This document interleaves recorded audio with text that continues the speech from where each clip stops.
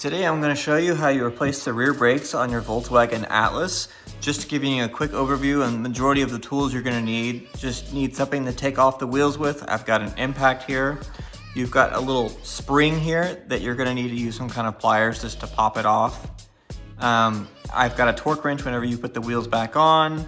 I've got a T30 to take this brake rotor screw off right there.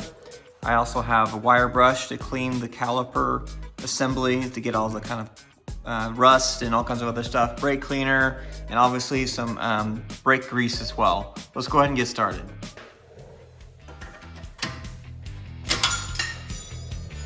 All right, let's make sure we can take this off with your T30. If you can't get this off, then see sometimes this wants to spin. In there.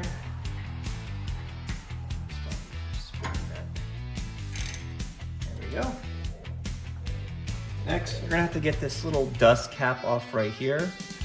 Just use a pick tool, and this little guy comes out right there, just in the back here. There's also one at the bottom down here.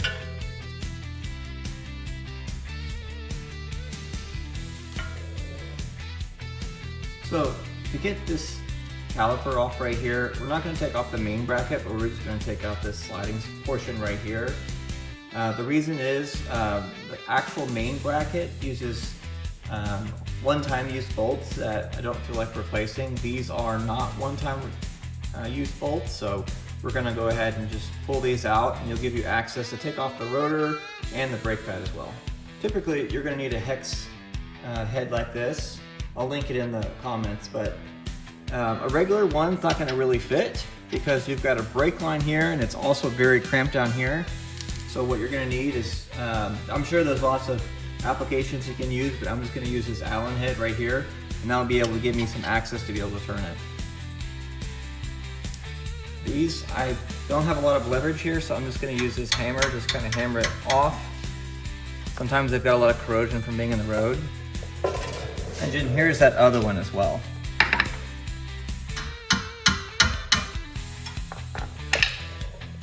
And just here's a better close-up of that actual sliding bolt assembly.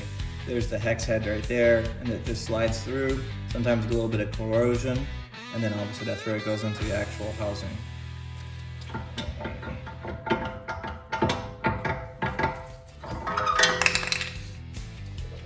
Fix that over there. And this other pulled out. We'll just rest it right there. Now I'm going to take you to the next part, which is going to be retracting the motor here. To give us better access, I'm going to actually go ahead and take off this rotor.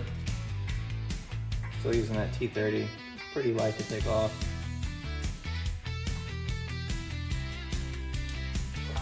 From there, I'm going to get a couple taps.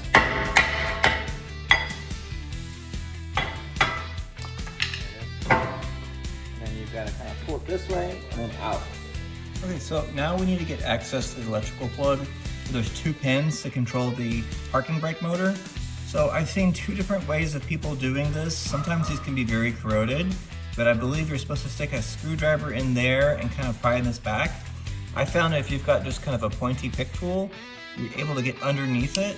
You can hear that little click, and then you should be able to kind of gently pry this back. And usually there's a lot of corrosion and brake dust in there, so there's that.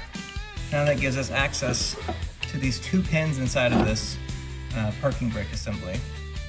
Today I want to show you a solution I came up with to retract the electric parking brake on a Volkswagen Atlas. I didn't want a fancy programmer, and I already had a 12-volt Milwaukee battery here. I added this little adapter with these two alligator clips, a fuse panel, and then this toggle switch where I can put 12 volts to make it go back and forth. Here's a quick demonstration. Here's the piston going back in, which is what you want. Once you see it spinning, stop, because that means it's retracted all the way. After the electric parking brake is compressed all the way down, you'll still need to use some kind of compression tool like a clamp to make sure that you get that last little bit. Let me show you. And here I'm using a steel brush just to clean all the rust, getting everything ready for our new surfaces. Here's just a new rotor with all the coating on top of it. compared to the old one. We're just gonna hit this with some brake cleaner, wipe it several times to make sure to get all that coating in there, which actually protects it from rust, and then we'll go ahead and put it on the car. Today I'm gonna be using this brake part lubricant from Permatex. It's ceramic, it's supposed to be very good at making sure we don't get any squeals, also helps lubricate on some of the sliding pieces. I'm also gonna just put a dab here around just to prevent any kind of future corrosion from building up right there, and also just to make sure if I ever take the rotor off again, it makes it a lot easier. All right, so now I'm gonna go ahead and get this installed. Same as before. I'm gonna get that little screw. I always like to go ahead and put bolts in, get them so it's all centered. Maybe it's overkill. Just want to make sure that bolt goes in. Just nice and straight.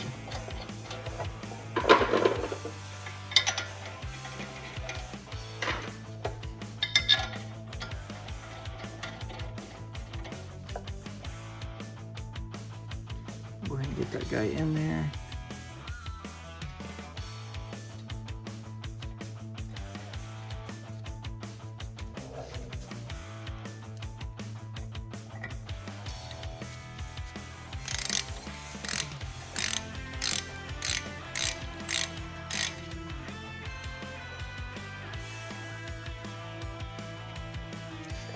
I also like to clean up these with just a little bit of sandpaper just to make sure they slide nice and smooth. The shipping really fine, nothing too coarse, so you're gonna actually fit it in. And just here's a quick before and after. Kind of hard to pick up, but just get a lot of that gunk on there that makes it harder for it to slide, and it makes it nice, clamp quickly, hopefully less squeals. So now we're gonna start greasing up our pads here, just a little bit. Just make sure we don't get any kind of squealing. Make sure that's in there really good. Don't want to get any on the actual braking surface, but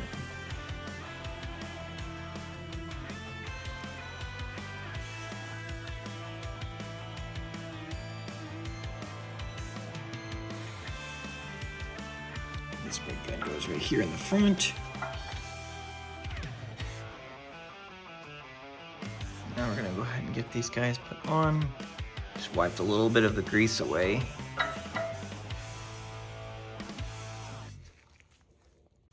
All right, now we're gonna get this new guy on here. Wiped away just a little bit of that grease. It was a little much. Now we'll work on the back one. All right, now this back one has an actual tab. That's how you know this is let's go. It's actually not a tab, it's a spring. And that will just sit right in there.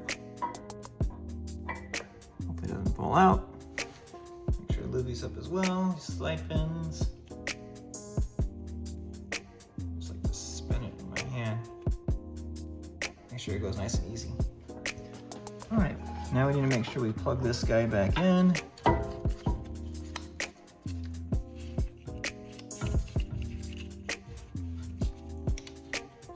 You should hear a click right there. And now we just need to slide this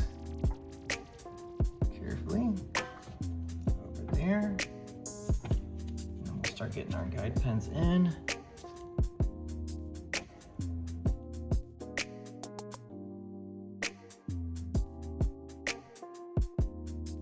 Okay, so now you need to put these caps back on. Keeps the dust out of that plug. Snap some with your finger. This one goes down at the bottom one. Good. All right, so now we gotta get the spring back on. Start this one down here.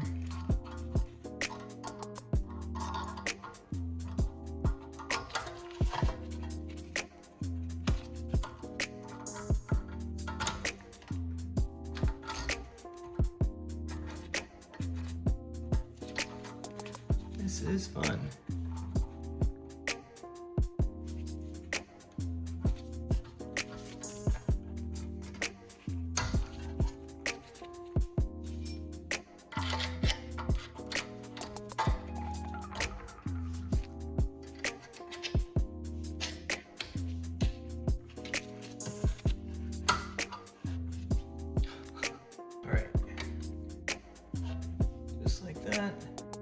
All right, so we got that clip back on right there. Make sure there's no obvious grease kind of spilling out. I've gone ahead and wiped this area one more time with brake cleaner, but after that you should be done. Just make sure to go and test drive the car, make sure everything feels good.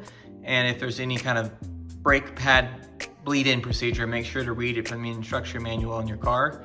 Other than that, you're all good to go.